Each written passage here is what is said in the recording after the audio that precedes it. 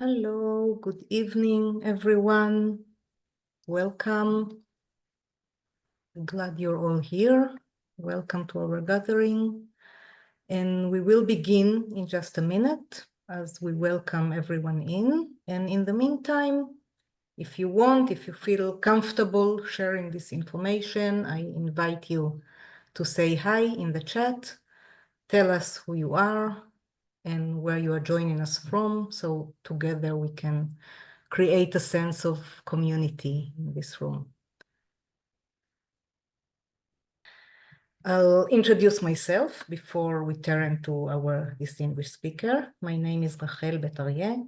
I'm the director of Zochrot, which is an organization working on education and disseminating of knowledge for acknowledgement and accountability for the crimes of the Nakba in Palestine, the atrocities and expulsion of 1948, but also the structural violence and oppression the Israeli regime unleashes on Palestinians ever since.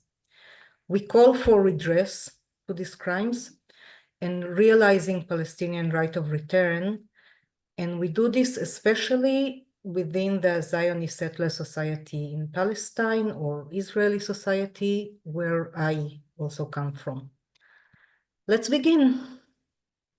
And I think I will start with a personal anecdotes. In the days after the Hamas attack on Israeli settlements and army bases on October 7th, 2023, I couldn't read at all. The sites of beloved places burned and turned to sites of massacre, and friends being displaced played in my head over and over again. To those were immediately added even more horrendous sites of bombing of entire towns in Gaza, of enormous caravans of refugees moving south, reminiscent of the horrors of 1948, and of so many deaths of people I knew and people I didn't. These killings turned into the first live stream genocide that has not ended still. As we gather here, starvation and indiscriminate killing, ethnic cleansing, and torture continue with impunity, a mere 2 hours from where I sit right now, performed by people who speak my language, supported and assisted by the US empire and most Western governments. Anyway, I couldn't read for weeks. And when I finally picked up a book again, that book was Doppelganger. It's a book about ideas, about being trapped in a mirror world and the ways out. It dealt with anti-Semitism and its weaponization and that of collective trauma. It told of the Holocaust and the Nakba and of the author's own visit to the besieged Gaza Strip, but also of conspiracy theories, disability justice, climate justice, Black and indigenous struggles, the rise of new fascism globally, and the kind of solidarity we need right now. I can think of very few books that can feel so timely for this terrible moment, a moment that requires so much of us.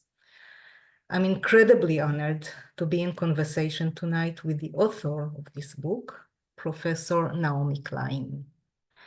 So she really needs no introduction, but I'll do a very short one. So Naomi Klein is an award-winning journalist, columnist, and the international best-selling author of 9 books published in over 35 languages, including, of course, Doppelganger, A Trip into the Mirror World. She's an associate professor of geography at the University of British Columbia, where she is the founding co-director of UBC's Center for Climate Justice. Naomi Klein, welcome. Thank you so much for joining us tonight. Well, thank you so much, Rachel, and thanks to everyone at Zochrot for all of your incredible work. Thank you all for tuning in. It's a great turnout. It's beautiful to see your messages in the chat. In the spirit of Zochrot, I want to share with you that I'm speaking to you from the unceded and unsurrendered territories of the Musqueam Nation, on whose beautiful lands our colonial university is located, University of British Columbia. which makes these land acknowledgements in a very pro forma way.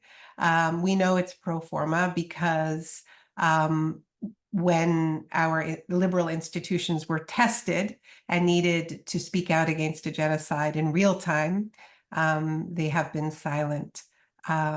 So that's where I'm speaking to you from, and I want to thank you all, not just for being here, but also for supporting Zochrot, who does this incredible work of remembering, putting the pieces of the self together again.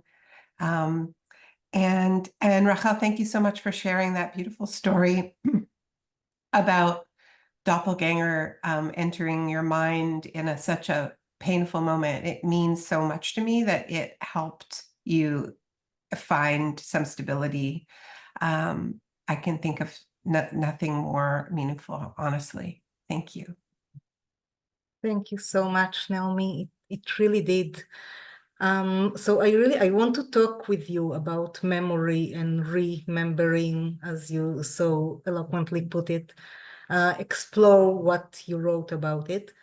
But I thought I might begin with a short passage from Doppelganger that also retrieves the memory of a little-known thinker, and I think it's my favorite part of the book. And the thinker is a Belgian Jew called Abraham Leon. He spent his youth here in Palestine, but became disillusioned with Zionism, and as he was trying to survive underground in Belgium in the 1940s, he continued to research and write, and you write about his ideas, but also about him, you write this. He compiled his insight and research into an important, if little-known book, The Jewish Question, a Marxist Interpretation, first published in France in 1946. But Leon never got to see the culmination of his efforts because the very dynamics he was analyzing came for him in 1944 as a member of the self-styled master race's anti-race.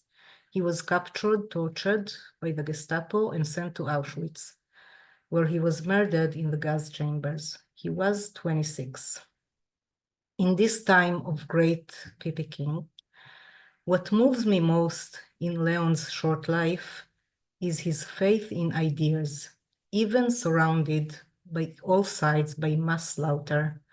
Even under such extreme personal circumstances, he still managed to believe that words and analysis and research mattered, that they still have the power to break an evil spell, even if those words were too late to matter for him. And as I was reading it, Professor Rachel Beit Arie, another man who continued to engage in ideas, writing and telling his people's story, was murdered in another genocide in Gaza. So the two are connected in my mind, but I'd love to hear, Naomi, a year later, what does it bring up for you, this belief in the power of ideas to change reality, as well as Leon's analysis of the need for the anti-race, and your own analysis of how Palestinians became the new anti-race or doppelgangers, and what it means for us today. Wow, there's so much there. And I've never heard that passage read, actually. It's interesting. The first person to pick up on it in that way. It meant a lot to me as well to discover Abraham Leon's work as part of my research. And the book is worth reading. And by the way, these passages from Doppelganger are available online on my website. You don't have to buy the book, and it's not available in Hebrew, unfortunately, but we're trying. We're working with a Hebrew publisher that actually is BDS compliant, and so stay tuned because I think that it is possible, and it should be possible to do this.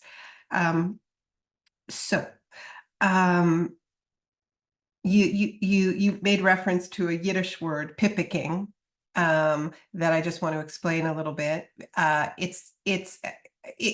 In the book, I engage with a lot of literature that uses the figure of the double, uses the figure of the doppelganger to understand fascism. And despite my youthful feminist pledge to never again read a book by Philip Roth, a pledge I made when I was 19 years old, and I threw a copy of The Counterlife across my dorm room. I found that all these roads kept leading me back to his book, Operation Shylock, which looks at Israel-Palestine as a doppelganger society in so many ways, looks at the figure of the new Jew as a doppelganger of the old Jew, looks at the figure of the Palestinian really as the doppelganger of the old Jew, with the new Jew cast, in the ethno-nationalist role, adopting the figure of the double that had oppressed Jews in Europe for centuries. So it's really this house of mirrors. But at one point, Roth talks about how absurd his situation is, that he has this doppelganger within the narrative of the book, who's sort of making his own ideas seem ridiculous. And he says of it, he says, it's too ridiculous to take seriously, and it's too serious to be ridiculous. And he describes this as recalling the Yiddish diminutive Moishe Pipik, Moses's belly button, that will be familiar to some of the people tuning in, right? And so then he extends this to this idea of pipicking, that this is sort of what's happening in politics in our world today, that we're often in this state when we look at a figure like Trump, like he's so absurd, we don't know if we should laugh or cry, right? That of course he is ridiculous, but it's nuclear armed ridiculousness. So you have to take it seriously. I mean, and I think that's true of many Israeli figures as well. It's completely over the top. It's completely absurd. It's camp, it's kitsch, but it's incredibly lethal and incredibly dangerous. So, one of the things that I think we're contending with is the way words have been pippicked, right? And the way people who are themselves behaving like fascists call everybody else a fascist, and then you don't know whether the word matters at all. And I think some people take from this idea that words no longer matter. When I engaged with, that's the context in which I was saying, where, here you have Abram Leon, who's in hiding, who is hunted as a Jew, as a leftist, and he's writing this careful history of the role that anti-Semitism plays in order to serve the interests of capital, right? And he's explaining very, very carefully how capitalism saves itself by creating this false figure of hate, which is Jewish capitalism, which is very similar from what's happening today with globalist capitalism. Because if there's just one sort of sickness in capitalism, well, of course, you can excise the sickness and save the project, right? So this is happening when capitalism is in crisis in the 1930s, after the Great Depression, after the Great Crash of 1929. Socialism is rising around the world. People are turning on the system. And then anti-Semitism comes along, and it really saves capitalism. The idea that if you could just get rid of the Jews, everything would be fine, right? So I think often, even figures like Arendt often, I think, fail to explain what the Holocaust served. Like it's treated like a senseless form of slaughter, as opposed to colonial genocides, which we understand served the interests of capital. But I think we need to understand that, and this is what Abram Leon was saying, is that there is an interest, and the interest, and he talked about how class solidarity is replaced with race solidarity under fascism, right? That instead of having a multiracial class alliance among the working class, you have a vertical racial alliance among the Aryans, right? So which creates a unity from the lowest worker to the highest owner, right? The highest boss. Everybody is in the same club. And it is a form of solidarity. But of course, words mattered to him, despite the way in which they were being rendered absurd. You know, even a phrase like National Socialism is making socialism absurd, is pipicking socialism in a way, right? So words do matter. I think when words are severed from action, from a relationship with reality, that's when they become absurd. When they are connected with a true liberation struggle, with a true plan for transformation, then they are very dangerous again. And I think that the Israeli government's systematic attacks on writers like Rafat al-Hariri, like more than 130 journalists, like countless scholars, like the infrastructure of education, archives, you know, what has been called scholasticide. All of this is telling us, of course, that words do matter when words are not sort of just free floating in the ether, but are connected to a material project that is related to land and liberation.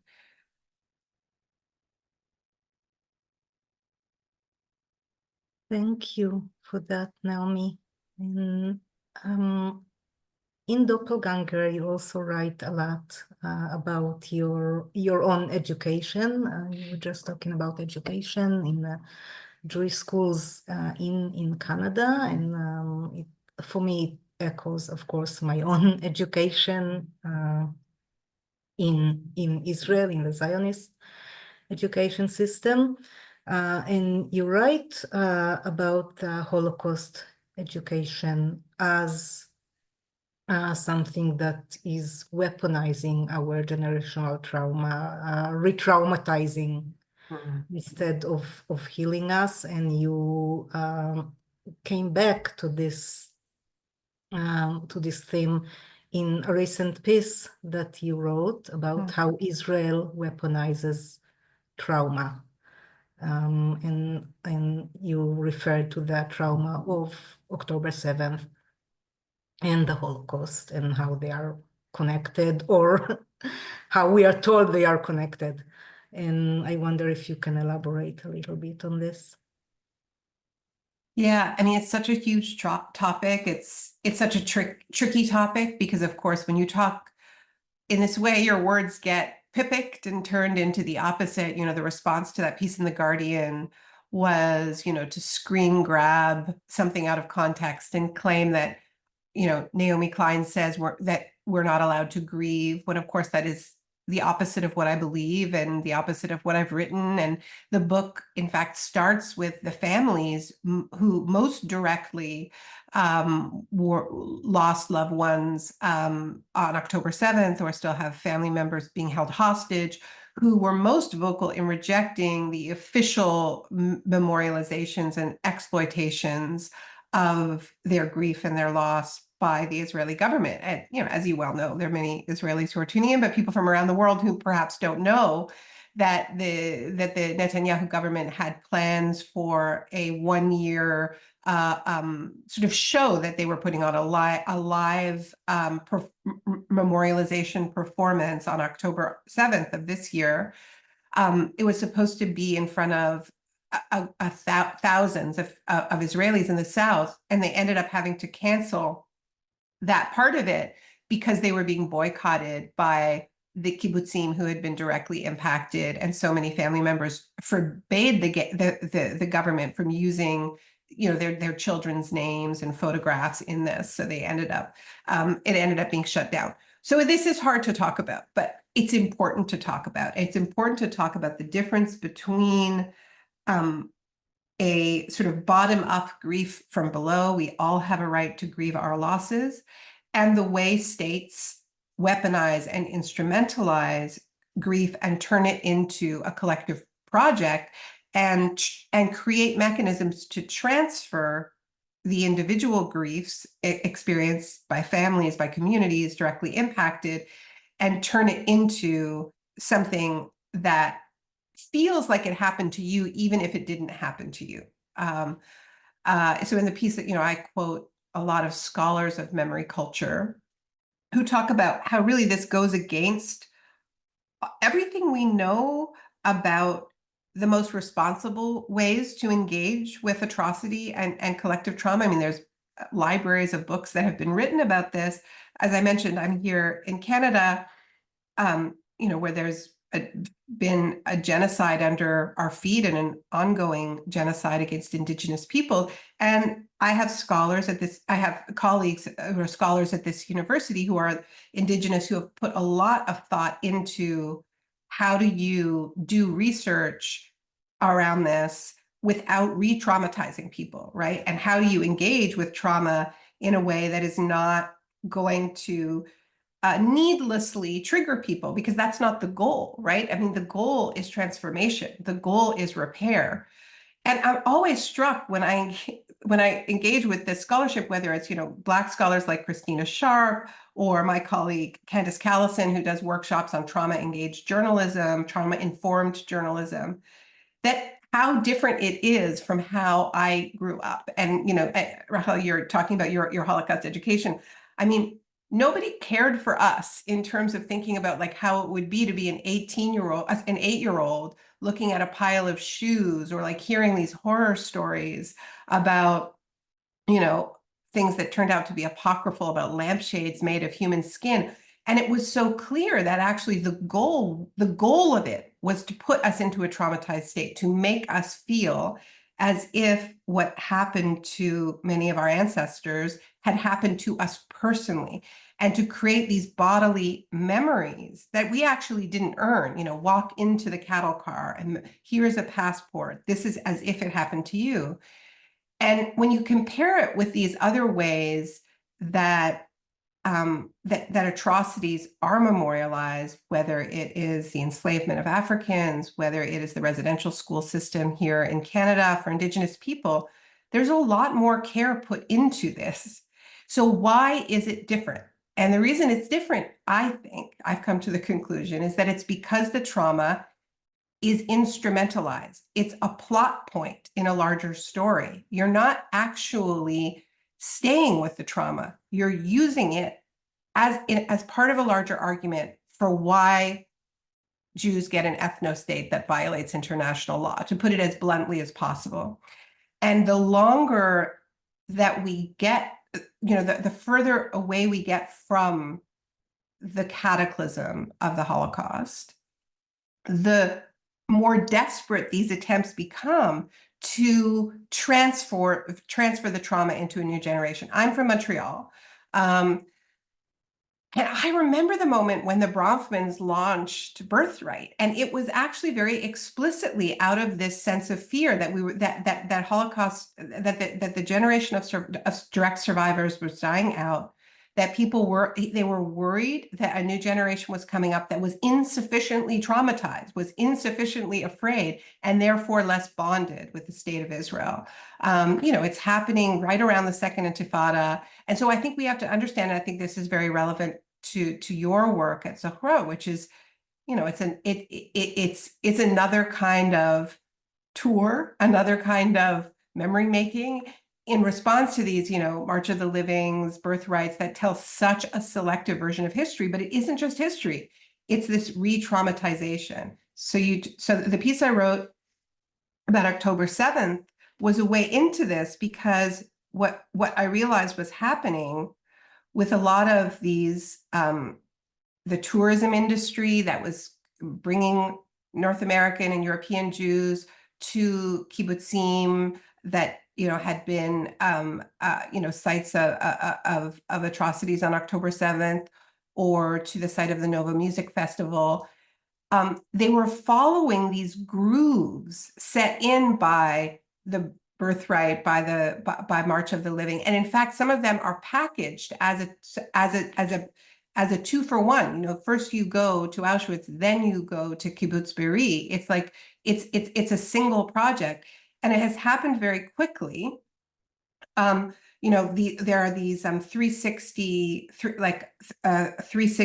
and here I'm building on journalism from a wonderful journalist named Maya Rosen, who wrote a piece on so-called dark tourism for Jewish currents that is really worth reading, and that I linked to. And Maya points out that some of the websites where you can have a 360 tour of some of the kibbutzim in the south also offer 360 tours of Auschwitz, right? So they already had the technologies and the methods in place, and that's why it was able to emerge almost instantly. And this is one of the remarkable things about this whole kind of October 7th, at one point I called it the the trigger industrial complex, right? Where it's like, it's these installations where they recreate the Novo Festival. 100,000 people visited this installation, I think just in New York, where you're made to feel like you're there. There are these objects that directly echo the museum at Auschwitz, like piles of shoes from Novo, obviously are echoing the sort of piles of shoes in the Auschwitz Museum. It usually takes decades before memorialization can happen. And, all the facts aren't even known, but the reason why it was able to spring into action within months is because it followed the grooves of the re-traumatization sector around the Holocaust. And there are some of the same people involved. And there are also lots of great Holocaust studies scholars who are quite horrified by this. Marianne Hirsch wrote a really extraordinary essay where she challenges people like her who have been studying the way Holocaust memories are kept alive and can be done respectfully and in the spirit of repair and transformation, and never again, to say, okay, well, if this is how October 7th is being remembered or re-traumatized, then there's something we're doing wrong, because it really is about not seeing Palestinians, right? It becomes an alibi for not looking at what is happening in Gaza, not looking at Lebanon, staying in this kind of a loop. Yeah, exactly. And of course, if you would go on these tours to Be'eri or Nir Oz or Sderot, you are right near Gaza and you can hear and even see the genocide ongoing. But of course, the people who go there don't, because it is deliberately erased and made non-existent. And I think it's, it's ongoing live, but it's very much a similar experience to what we have on our tours when we take people to places that we were trained not to see, even though I may have known a place my whole life and grew up near it and had picnics on the same site, but trained not to see the remains of Palestinians communities that were there. And this is one what thing I we want to are say, trying. Rachel, is that, I just want to say that it's complicated in the sense that I think there are people on those kibbutzim who want visitors. They want they want their loved ones to be remembered. They're worried about denial and misinformation. They don't think it should be at the expense of paying attention to, caring, seeing what is happening in Gaza. I mean, this isn't everyone. These are diverse communities. But I guess the point is that nobody is saying don't remember, don't look. It's that how do we look in an expansive way? How do we widen the lens? How do we think about remembering in ways that build empathy, build solidarity, expand who we can see? And there are many ways that we can do that. And if it's not happening, if it's causing the opposite of like, can actively shut out what I hear, the vibrations I feel in my body, right? I mean, people are that close to Gaza, then something is going very badly wrong. And that really isn't remembering. That is re-traumatization. It's a kind of it's the opposite, really. Yes, thank you for that. And as you're right, the point of remembering is to manage to become whole again. And we can do that by looking at the whole picture and include everyone in it, right? And it brings me, and I think that will be my last question, and then I'll open to your questions. So please add your questions in the Q&A if you have any. It brings me to another piece you wrote, or rather a speech you gave in Passover this year in the streets of New York City during a protest. And you titled it, "We Need an Exodus from Zionism," which is something I very much feel that we need, but I wonder if you can say a little bit more about it, how this exodus look like. Sure. Yeah. I mean, that was at an event that was organized by Jewish Voice for Peace, where, I've been, it's been one of the great blessings of my life to be able to be part of the JVP community for a decade and a half.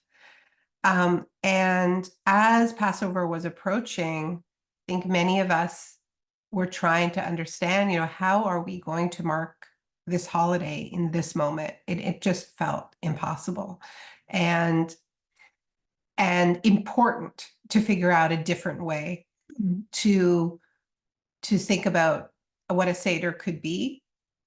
And so this idea for a Seder in the streets emerged, and we had it outside of Chuck Schumer's place in Brooklyn, and it was a call for a weapons embargo, but it was also a Seder. I mean, we did the, I had just had a little bit of parsley dipped in salt water right before I gave that speech, which frankly, I don't advise to just have parsley right before you give a speech. I was like really worried what I was going to do with it. But it was, one of the things I love about Passover, despite all the complications of the holiday, is that it's such a diaspora technology. It's so portable, and it's a container to tell a story of liberation, and it's this container that you can do anywhere you have a table, anywhere you can lay out, a blanket, you can have a Seder. Right? You don't need walls. You don't need a synagogue. You don't need a state. You can have a Seder anywhere.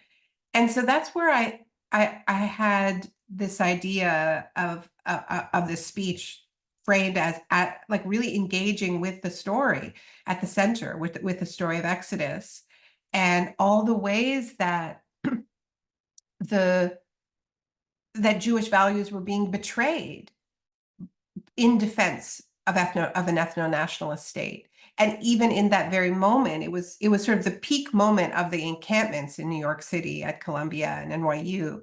And, you think about the Passover Seder and the sort of celebrate, like how much we all love to celebrate that we ask the youngest child to ask a question, right? And we say that is such a core part of Jewish culture, the celebration of young people's right to question their adults and putting them at the center. I mean, I'm the youngest child, so that was always very important to me, because that was my big moment. And as we are gathering, they're sending riot police in to smash these students, on all of these campuses who are daring to stand up against a genocide. And it just felt like everything was wrong and upside down. So I should say, in addition, like that speech was coming back to the picking of words, Rachel. It was not just words, it was a direct action, and hundreds of people were arrested that night, demanding a weapons embargo. So I think the whole thing, part of the reason why that speech had a lot of power and really went viral around the world was the container, and the container was the Seder, but the container was also the direct action. And that's, I'm so grateful to JVP, and if not now, for creating that container that we were all part of, that gave the words meaning, I think.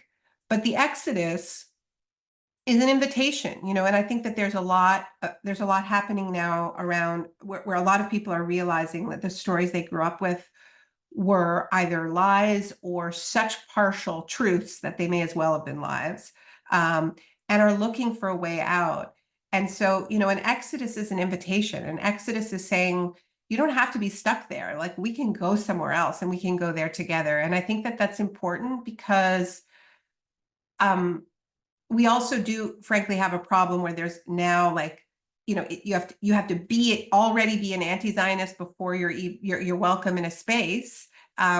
And the problem is if that's true, then how do people change their minds? Like, how do people get exposed to other ideas? So, I certainly I understand why some people feel that that there are spaces where they don't want to be in dialogue with Zionists, and I completely get that.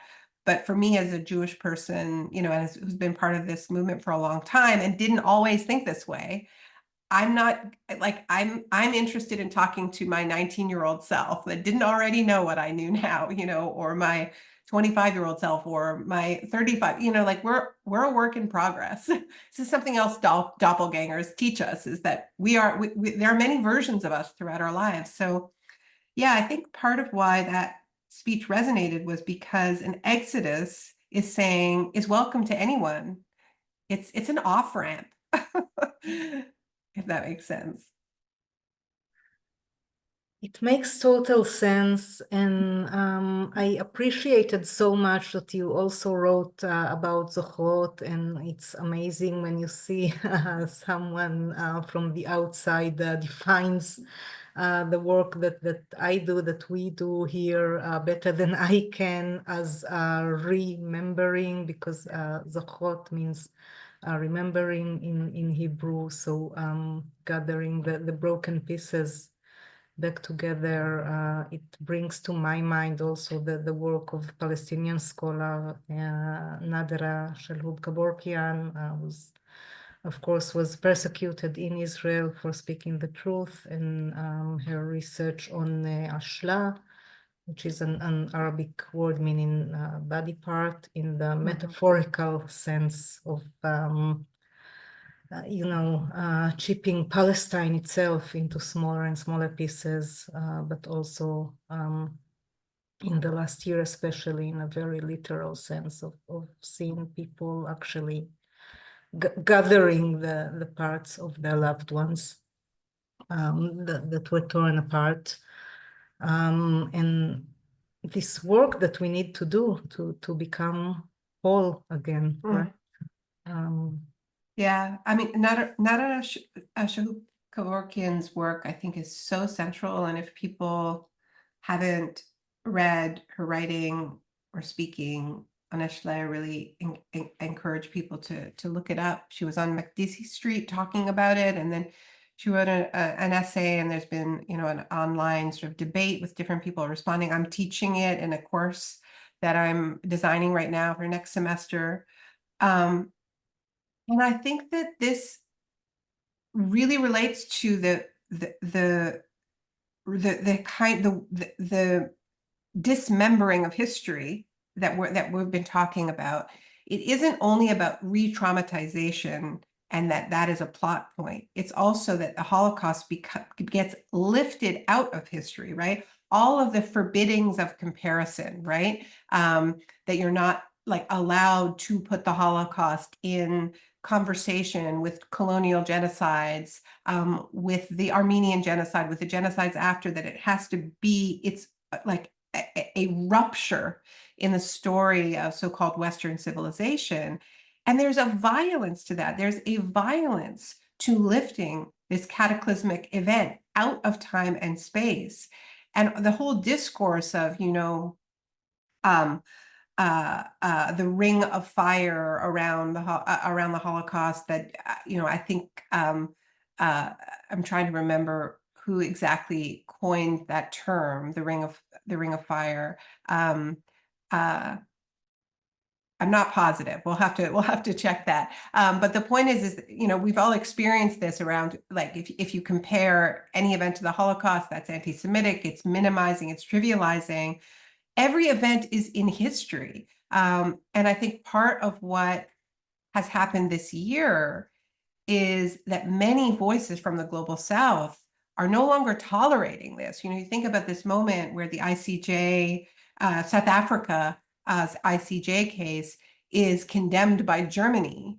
And then we hear from the president of Namibia, who says, wait a minute, Germany, who are you to say what is not a genocide? You have not even reckoned with the genocide against the Nama and Herero in what is now Namibia, which was the genocide that in so many ways set the framework for the Nazi genocide. I mean, everything from like the numbers in the concentration camps on Shark Island to the race science that informed Adolf Hitler was forged in what is now Namibia, and that race science educated the Nazi doctors, including Mengele. So there are direct lines. It's not, some sort of hypothetical connection.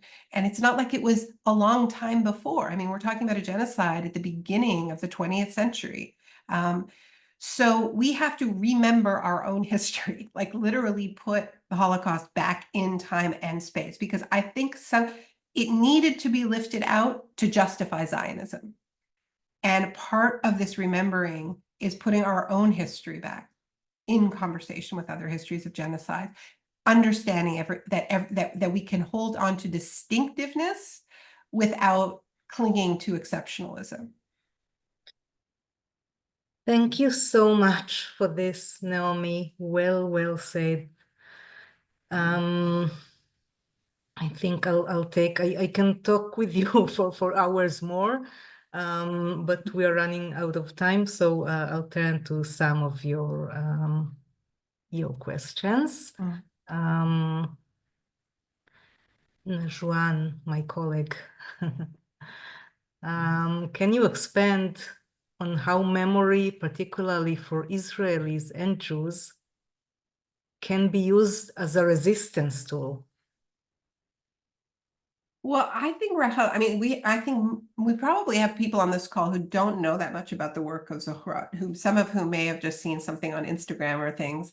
So I think you should answer that question, because that's what you do. We're assuming that people know your work, and I think most people do, but not everyone. But we mentioned the tours and the courses that you do in teaching Israeli Jews about the Nakba. And so how is that part of a liberation struggle? It's a really good question. I think it is resistant, this all very restrictive and very empowering, overpowering force of Zionist education that we talked about, that you are told to look at a place and see it as connected from the first and second temple directly to your own lives right now, and nothing in between and parallel to this matters at all, as if there is no history, as if, as you said, really, we are lifted out of history, and resisting to this and learning to listen to Palestinians who live here and those who don't, because they were expelled. It took me many years to learn how to do that, and I'm still learning. It is a work in progress. That's resistance to this supremacy, exclusivity, and it builds gradually over years. I think that the capacity to reimagine this place that we live in as a Palestinian place that I might be, I hope, welcome into if we do it right. But a Palestinian. And then one thing I would, story. One thing I would add is that, every settler colonial nation, and Israel is a settler colonial nation, which doesn't negate the fact that that Zionism is entangled with Jewish oppression. I think a lot of people think that that's an either-or question, that a settler colonial state is a state that attempts to eliminate and erase the native and replace the native. And there are many forms. It takes many forms. The settler colonialism of the United States, which is absolutely inextricable from the enslavement of Africans, is different in its way from the settler colonialism of Canada, where I am, which is more connected, that is also connected with enslavement, but more connected with the extraction of natural resources and the fur trade. You know, I mean, the borders are not neat, but the settler colonialism of Australia, you know, is different because it started as a prison colony, right? Yeah. I don't think we can understand the creation of the state of Israel without remembering the Holocaust, and the earlier Zionism without understanding pogroms. But that doesn't mean that it's not settler colonialism. And every settler colonial state is a kind of a doppelganger of um, another state, right? Or you know, in the case of Zionism, you know, it's different because there is not a metropole in the way that a settler colonialism, where I am, you know, these were doppelgangers of Europe. So you had New England, New France, right? In Australia, they had New South Wales, right? But it was this idea of creating a double of another country. So when we remember what was here before, and when we remember the true names of the places where we are, that is resistance, right? That is sort of rejecting these false histories that were imposed on these lands, which doesn't mean everybody leaves. It means that we are standing on something more solid, like we have more of a base. It's not a fix in and of itself, but it's like, you know, when you talk about being disoriented, right? Like I think this is how we get to some sort of firm ground on which that we can build and act. Yes, exactly. There are many questions. I'm trying to read all of them, and we'll try to get to at least few of them. Okay. Tamar asks, how can people be made to realize that October 7, 2023 was the result of decades of cruel mistreatment of Palestinians?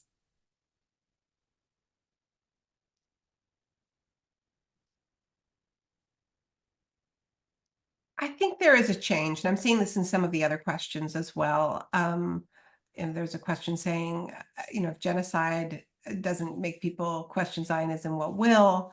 There is a shift that is happening, right? I mean, and this is coming back to this repression of young people, including, you know, there were a lot of Jewish young people involved in those encampments. It's really about this same terror of a generational shift, which has informed so much of the kind of propaganda versions of history, that there's a sense that there's a kind of an inevitable waking up, and I think the polling is really seeing that, showing that you know, older generations are incapable of questioning, and there is you know, a very widespread desire among not just Jews, but you know, in the United States, but also among young Jews, for a very different relationship between the United States and Israel. For instance, a lot of things that were unsayable for so long, like calling for a weapons embargo, like the discussions about BDS that are now unavoidable. There is a shift that is happening. So obviously nothing is happening at the speed that we would want, but there are real shifts. Yeah, I think there is. I mean, we see it in around the world, but maybe not so much here in the Hebrew Jewish settler society in Palestine. It's hard to see it here. I'll take another question. How can we move outside our silos of parleys and protest towards the hard and glamorous work of working with those whom we consider ideologically delusional, but without whose involvement there are no practical solutions?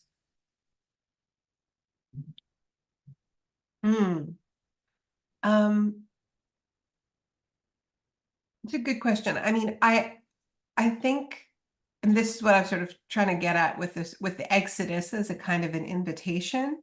You know, I think that movements speak in different registers, and not everybody has to speak in the same way. I wouldn't prescribe that. But I do think that there have to be some spaces where where we are reaching people who don't already agree with us. That's the point. I mean, we have to believe in people's capacity to change their minds.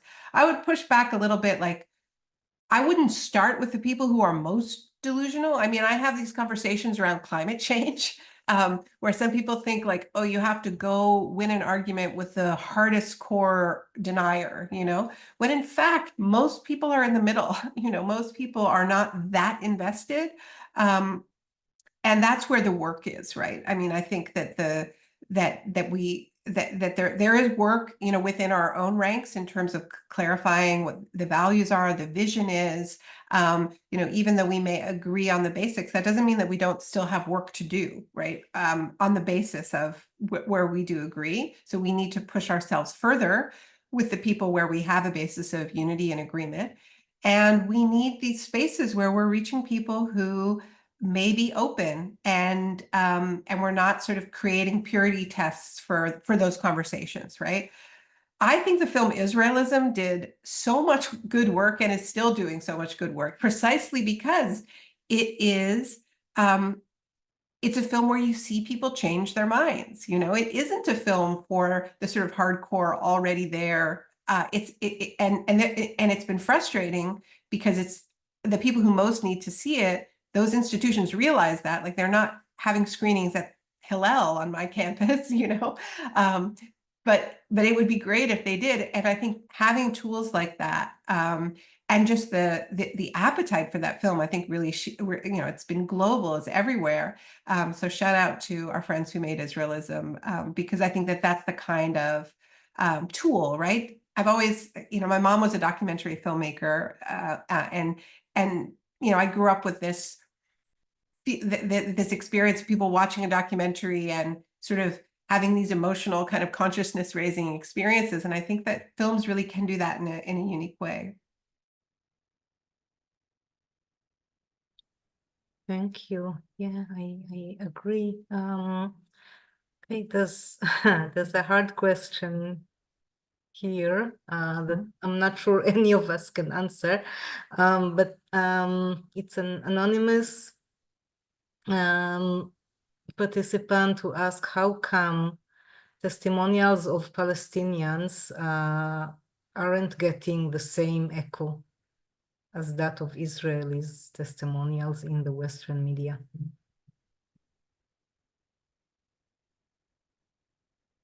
Because this is a supremacist ideology, and that's why Zionism is. That's why I challenge Zionism, because it just like all settler colonialism, and I do think we have to see settler colonialism as part of a long arc of genocides.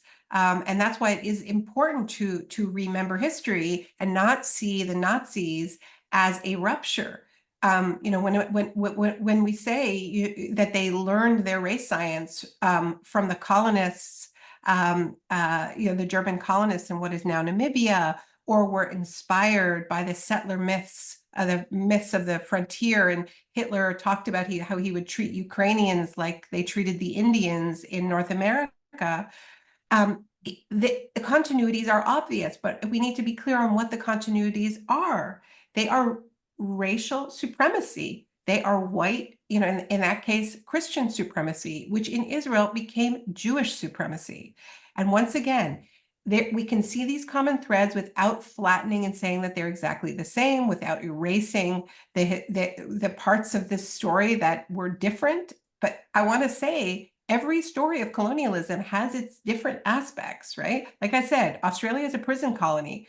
Canada began as a fur trading outpost, those are different stories, but we have to see what is common. And what is common is believing that one group is of more value based on race, ethnicity, or religion.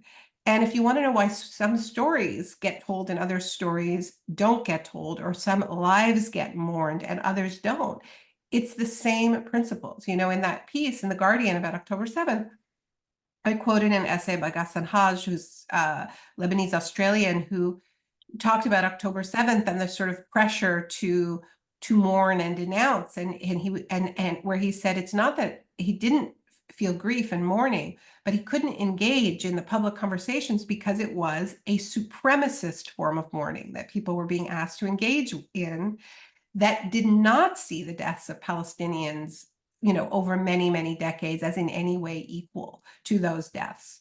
So I think this also partially answers the question of when that is going to be, when people are going to see October 7th in history, right? Which is not the same as a rationale. It's saying every event has a history. And whenever anybody tries to lift an event out of time and space, whether it's September 11th or October 7th or the Holocaust, stop them and refuse, because what they are trying to do is use an event for violence. Exactly. Thank you, Naomi. There are a couple of questions here about the role of religion. And like why celebrate Passover at all, and what is the role of religion in building solidarity or otherwise building the supremacist ideas that we see now? What is the role of religion?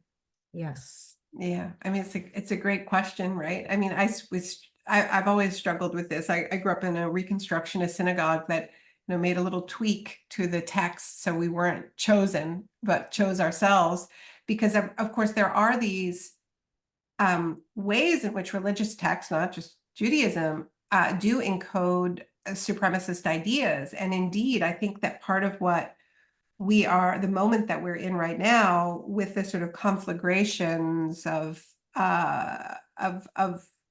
occupation and genocide and climate crisis, is a lot of people on this planet, including a lot of Christian Zionist supporters of Israel, believe every terrible thing that we're talking about is a sign of the end times.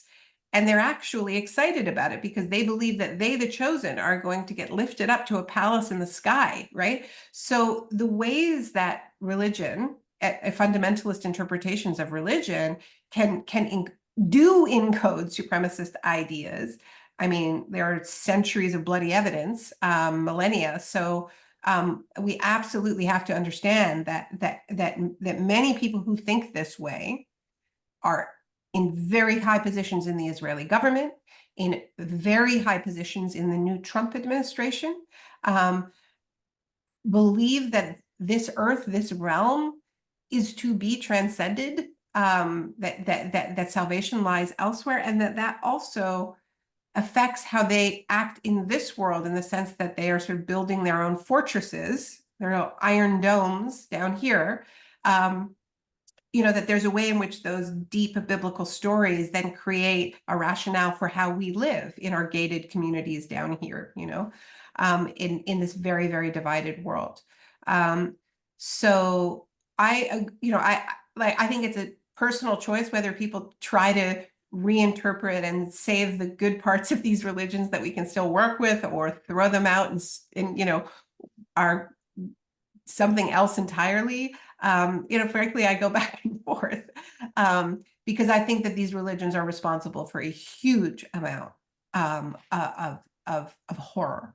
And so I can see both sides of the argument. Thank you. Yeah, and I want to add to that Jewish fundamentalism, as we see it here within the Israeli government, especially, was it was very clear already a year ago that they saw October 7th as an opportunity. And I think it connects me to the question here about delusional middle of the road people, that people didn't want to see this. And I think some people, in the so-called Zionist left or center left, are starting to talk about it now, about the the intention to build settlement in Gaza, and that this is really the purpose of this whole operation of genocide and ethnic cleansing. Of course, they don't call it that.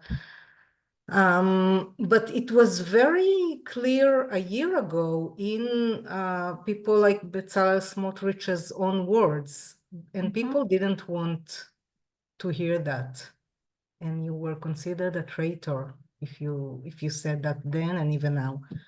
I mean, one thing I would just say how about do we that, and get this is to the coming people up. who don't want to hear what is very painfully obvious?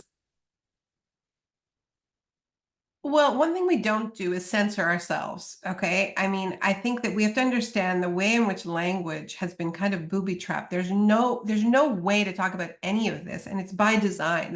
I mean, we feel so much fear. Every word is almost unsayable.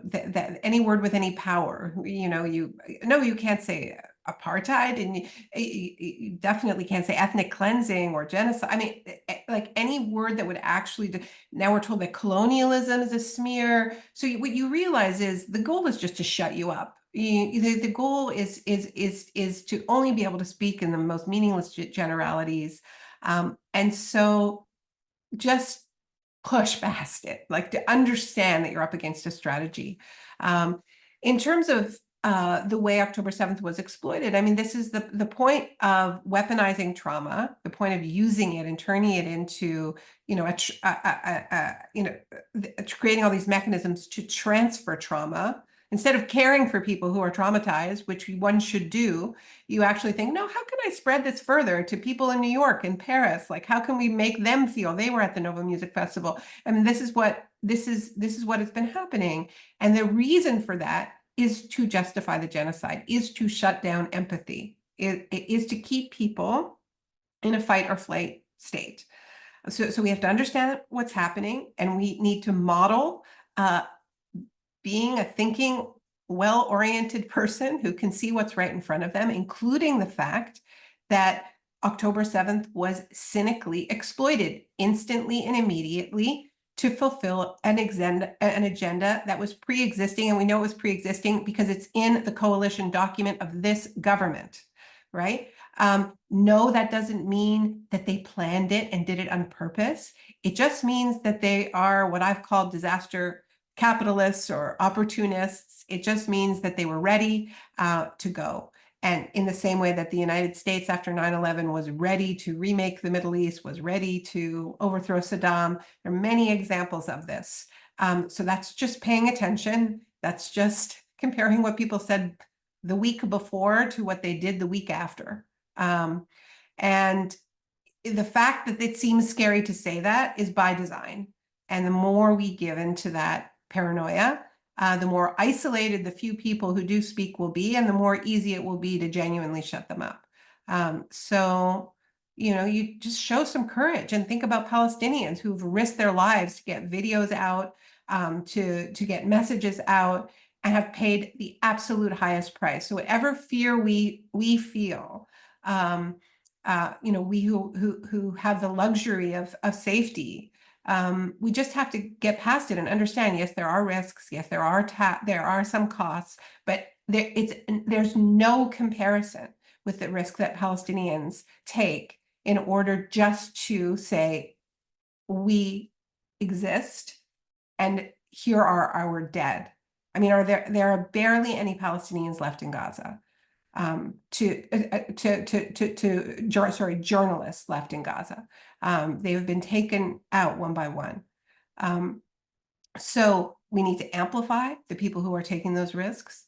And we need to take more risks ourselves. I mean, it's just that simple. I mean, I don't know what to tell you about your mean uncle or whatever I'm hearing in the chat. We all have those very, very difficult conversations, but I think modeling a lucidity and a principle, and here I want to thank Zochrot again for being one of those very, very rare models of taking on the hardest issue for Jewish Israelis, which is the right of return, which is embodying what it would mean to stand for true equality. And speaking very loudly about a belief in true equality in the face of supremacist logics. I kind of think equality is a popular idea, and and I think it's worth trying to stand for it as loudly as we possibly can, and model that. Thank you for this, Naomi. I think Zochrot's clarity is mainly thanks to our Palestinian team members and community members who lead the way, who are so clear in their vision and in their demands, but also generous enough to open the path for us to follow and to learn and to walk out of this imprisonment of the mind. Other thing I would say, there was one question or a couple questions in the chat about what people can do from inside Israel. And, I defer to you, Rachel, about that. And I think one of the things you can do is support Zochrot. Another thing I think you can do is support BDS and the calls for BDS. And, when Israelis say we need outside pressure, it helps us. That is really, really helpful for people outside of Israel, because of course, what we get told is that this is all the things we're all familiar with is anti-Semitic, it's Kristallnacht, whatever. So, when we hear that from Jewish Israelis, that actually the outside pressure is needed in order for there to be true equality from the river to the sea, that's something that we can use, is really, really important. Yes, it is. Thank you so much. And yeah, there's always a lot we can do, I think. If you are Israeli citizens, there is a letter signed by already thousands of Israeli citizens calling on the international community and Western countries to boycott or sanction Israel for this genocide. I think it's an important call coming from within. If you're in this position, you can join it. And of course, there are many other ways to be involved in protective presence in the West Bank or within Israeli Palestinian cities. And if you're here, you probably know the groups that are working on it, and we can all join them. We're almost out of time, and or we are out of time actually. Naomi, do you have a couple of more minutes? Sure. I'm just writing somebody answering a question about the cultural boycott, saying that it cuts off communication and it silences voices of resistance. And I'm just saying that if that were true, you and I wouldn't be talking right now. Because actually that's a misinterpretation of what the call is, which is against institutions, not individuals. And the principles of PACB from the Boycott National Committee is that there's no discrimination based on nationality. So sometimes these guidelines get ignored or misinterpreted, but that's not what the call is for. I agree, and it actually offers a path for Israelis to join, to get involved, and to really understand what the Palestinian demands are, including Palestinian right of return, of course. Don't wait for everything to be perfect and easy. Any movement for liberation, there's always going to be hard, sticky parts of it, right?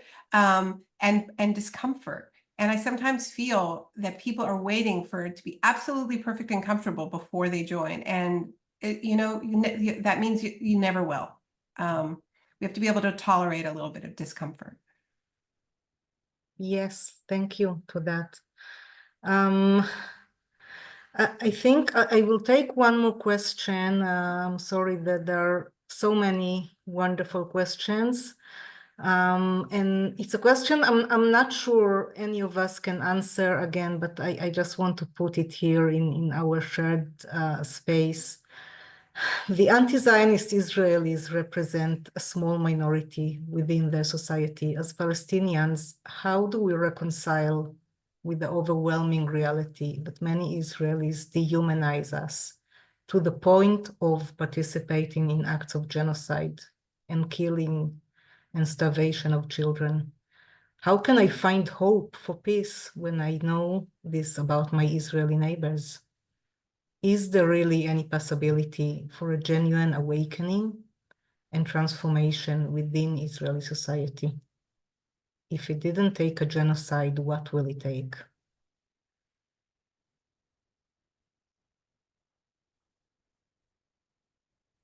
I mean, that's such a powerful question that I'm tempted to treat it as a testimony more than a question, because I think there is no really answer to that question, especially when the genocide is ongoing. And all we can do is everything that we can to stop it. And that's different depending on where we are. But these conversations about coexistence, they begin when the slaughter stops. You know, there's a violence to talking about it while the slaughter is ongoing, and talking about hope and so on. We earn hope. Yeah. Yes, we need to earn it. Thank you.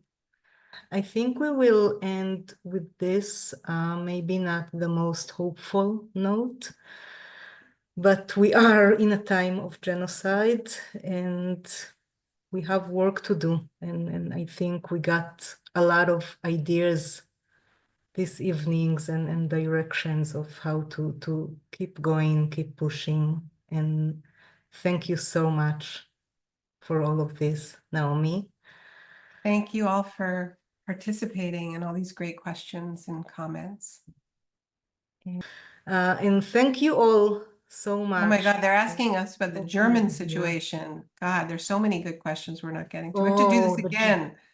Listen, we need a whole other seminar to talk about Germany memory culture. Another seminar. That's a whole thing.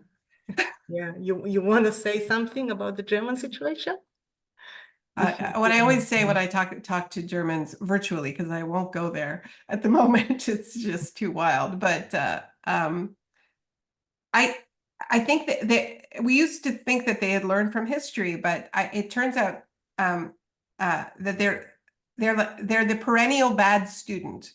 You know, I teach students, and you know, what you want when you're teaching is that somebody understands a principle, not a rule, right?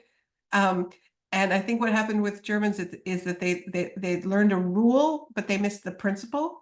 And so now the principle now they're replicating it with treating Palestinians and Muslims generally as it's kind of doppelgangers of Jews. It's very, very serious. And you know, the kind of silencing of Jewish intellectuals is not the most serious thing that is happening in Israel, though that is happening.